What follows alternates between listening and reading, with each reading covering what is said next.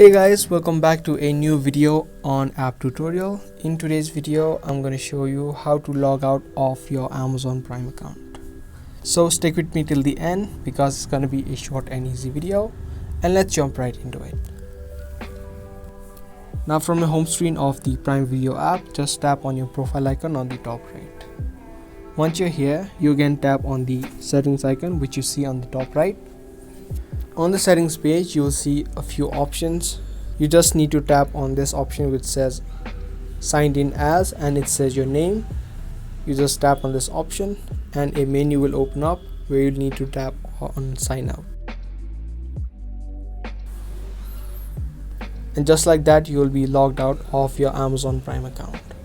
Now there is no feature on Amazon Prime where you can switch accounts. You will need to manually log out of one and then log into the second account. So that was a quick and easy video on how to log out of Amazon Prime. I hope this video was helpful. If it was, be sure to subscribe, and if you are new to the channel, also turn on that notification so you get notified for more videos. That's all for today's video, and I'll see you in the next one.